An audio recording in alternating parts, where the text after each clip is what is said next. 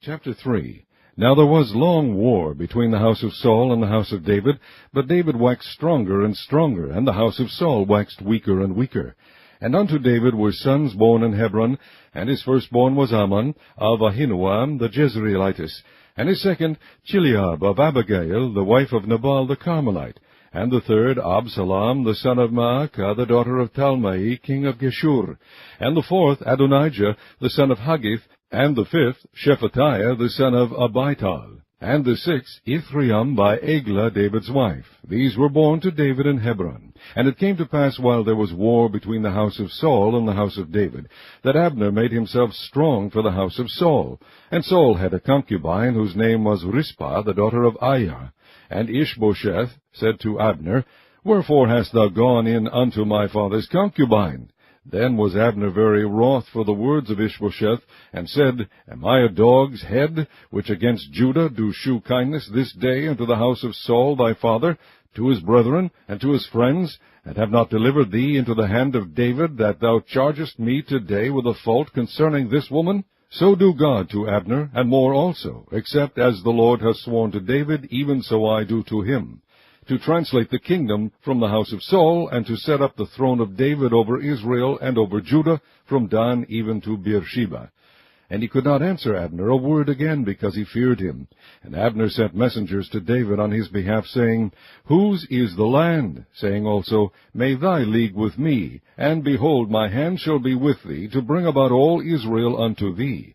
And he said, Well, I will make a league with thee. But one thing I require of thee, that is, thou shalt not see my face, except thou first bring Michal, Saul's daughter, when thou comest to see my face.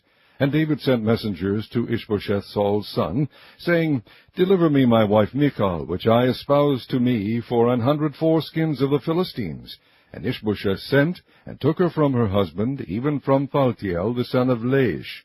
And her husband went with her, along weeping behind her, to Bahurim. Then said Abner unto him, Go, return. And he returned. And Abner had communication with the elders of Israel, saying, Ye sought for David in times past to be king over you. Now then do it. For the Lord hath spoken of David, saying, By the hand of my servant David I will save my people Israel out of the hand of the Philistines, and out of the hand of all their enemies. And Abner also spake in the ears of Benjamin. And Abner went also to speak in the ears of David in Hebron all that seemed good to Israel, and that seemed good to the whole house of Benjamin. So Abner came to David to Hebron, and 20 men with him. And David made Abner and the men that were with him a feast. And Abner said unto David, I will arise and go, and will gather all Israel unto my lord the king, that they may make a league with thee, and that thou mayest reign over all that thine heart desireth. And David sent Abner away, and he went in peace. And behold, the servants of David and Joab came from pursuing a troop, and brought in a great spoil with them. But Abner was not with David in Hebron, for he had sent him away, and he was gone in peace. When Joab and all the host that was with him were come, they told Joab, saying, Abner the son of Ner came to the king, and he has sent him away, and he is gone in peace.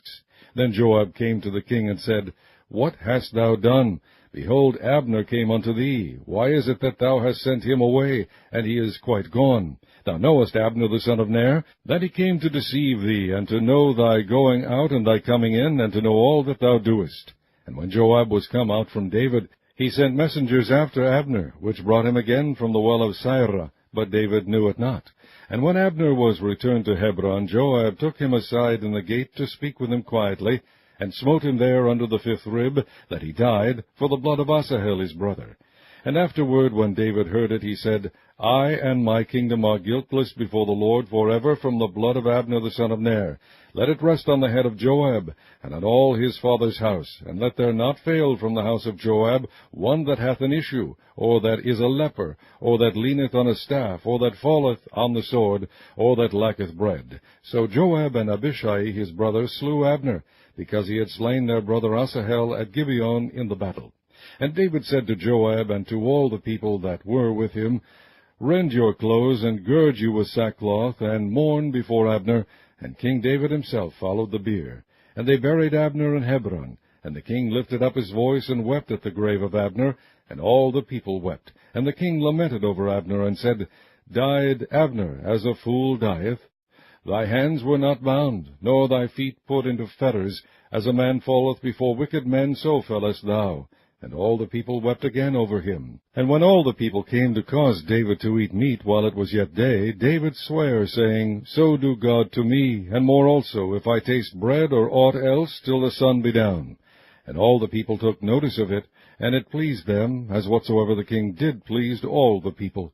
For all the people and all Israel understood that day that it was not of the king to slay Abner the son of Ner. And the king said unto his servants, Know ye not that there is a prince and a great man fallen this day in Israel? And I am this day weak, though anointed king, and these men, the sons of Zeruiah, be too hard for me. The Lord shall reward the doer of evil according to his wickedness.